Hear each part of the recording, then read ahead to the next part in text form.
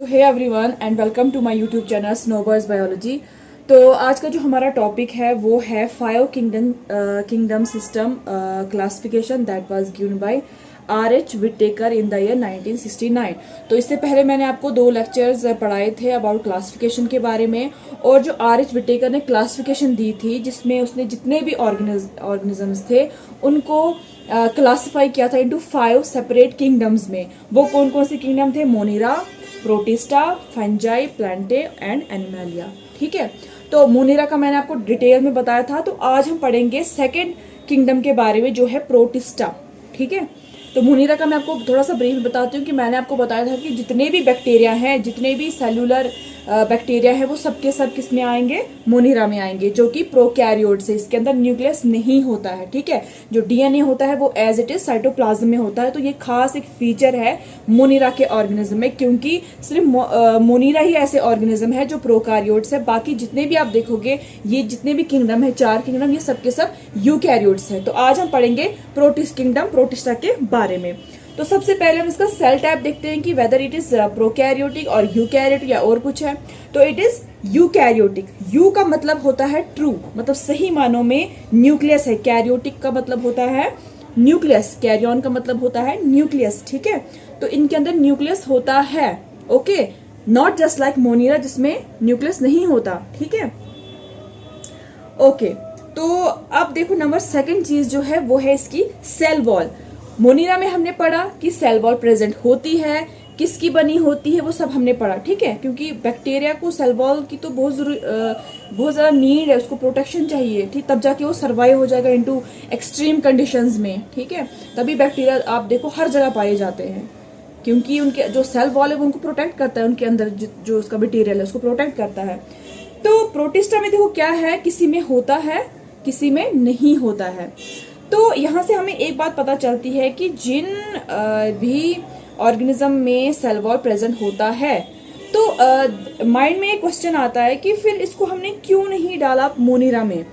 अगर ये क्या था, अगर ये सेल वॉल इसमें था तो इसको हमने क्यों नहीं डाला? तो आंसर इज कि कहाँ से डालते, ये तो यूकैरियोटिक था ना। तो इस फीचर ने, ये जो यूकैरियोटिक जो फीचर है, इसने जो है एक सेपरेट किंगडम बनाने पे मजबूर कर दिया R.H. विटेकर को। तो तब तो प्रोटिस्टा जो किंगडम है वो बन गया। ओके, तो अब जिनमें नहीं है, अब देखो क्वेश्चन है, अब जिनमें सेल वॉल नहीं है, सेल वॉल और किसमें नहीं होता है?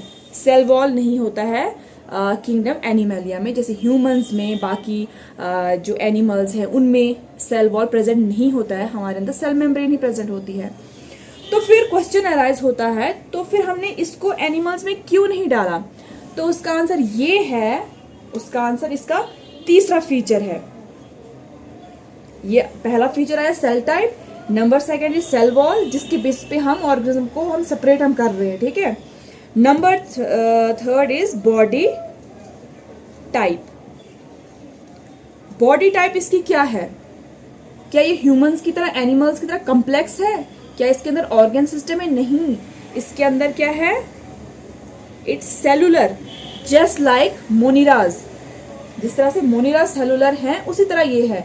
तो ये चीज जो है यहीं पे जो है एनिमल्स में ये घुसने, ये जो है एंटर नहीं हो सकते हैं, ये प्रोटिस्टा में आएंगे। तो प्रोटिस्टा एक ऐसा थोड़ा कॉम्प्लेक्स कॉम्प्लिकेटेड ग्रुप है जिस के ऑर्गेनिज्म में आप देखोगे कुछ फीचर्स आपको मोनिरा के दिखेंगे, कुछ फंजाई के दिखेंगे, कुछ प्लांट्स के दिखेंगे, कुछ एनिमल्स के दिखेंगे, बट बाकी फीचर्स नहीं दिखेंगे। तो उस बेस पे इनको एक सेपरेट किंगडम दिया गया, कौन सा? प्रोटिस्टा।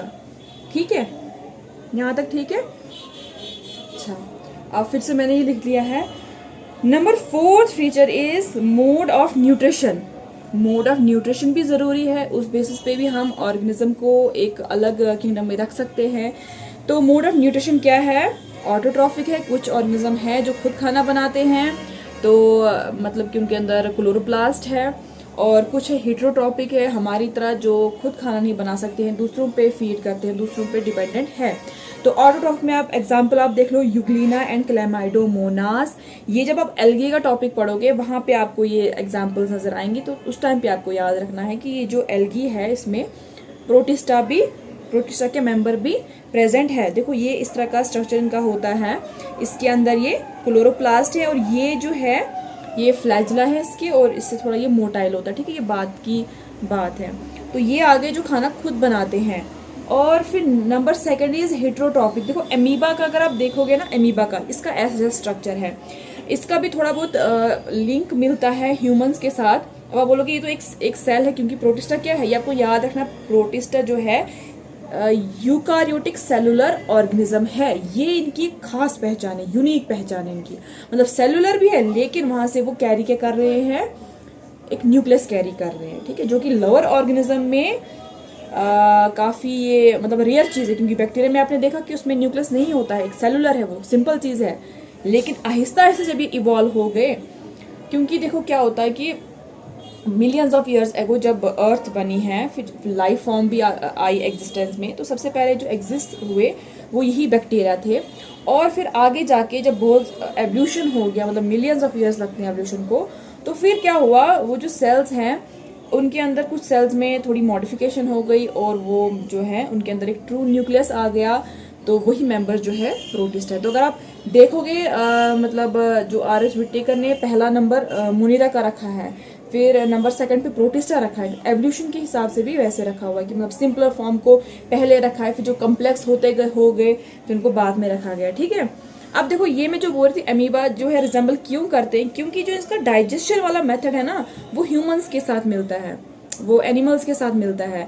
जैसे ये खाना खाएंगे, फिर खाने को ये डाइजेस्ट करेंगे और फिर उसके बाद इसको खाने को बाहर निकालेंगे, जस्ट लाइक ह्यूमंस। अब हम ह्यूमंस में जो मैंने आपको पहले बताया कि बॉडी फॉर्म जो है वो कम्प्लेक्स है, ऑर्गन सिस्टम वाला बॉडी फॉर्म है, लेकिन ये सेलुलर है, इसलिए इनको एनिमल्स में नहीं आने दिया, इसी वजह से, बॉडी फॉर्म की वजह से।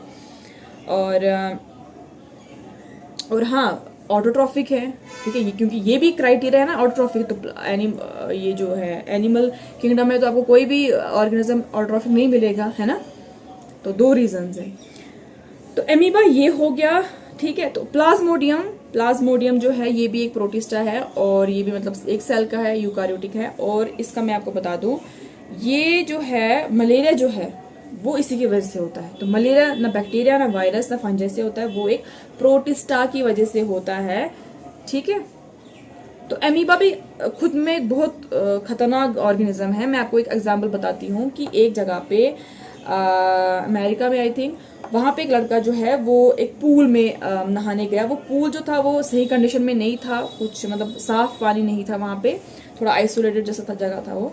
तो वो जब वहाँ से पूल से बाहर आया तो 2-3 दिन के बाद उसको फीवर आया, उसकी पूरी बॉडी जो है वो पैरालाइज हो गई और इवेंचुअली उसकी बाद में डेथ हो गई।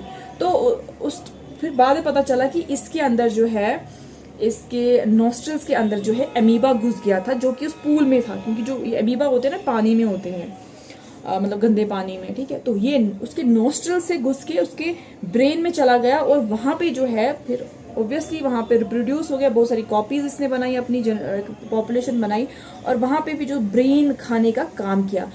तो हेटेरोट्रॉपिक है ना, ये खाएगा, दूसरी जो कुछ इसको खाने की चीज़ मिलेगी वो उसको खाएगा, ठीक है। तो ये ब्रेन ईटिंग ऑर्गेनिज्म है, ठीक है। तो फिर उसके बाद उसकी डेथ हो गई। तो इतना ये खतरनाक, प्रोटिस्टा इतने खतरनाक होते हैं, ठीक है। तो ये था आज का टॉपिक अबाउट किंगडम प्रोटिस्टा के बारे में। तो आर.एच. विटेकर के 2 हमने किंगडम जो है क्लियर किए, कवर कर दिए हैं, मतलब ब्रीफ में मैंने आपको बताया। एक तो किंगडम मोनीरा, एक तो किंगडम प्रोटिस्टा। नाउ उसके बाद हम पढ़ेंगे किंगडम फंजाई, फिर किंगडम प्लांटे और किंगडम एनिमल, ठीक है। Thank you.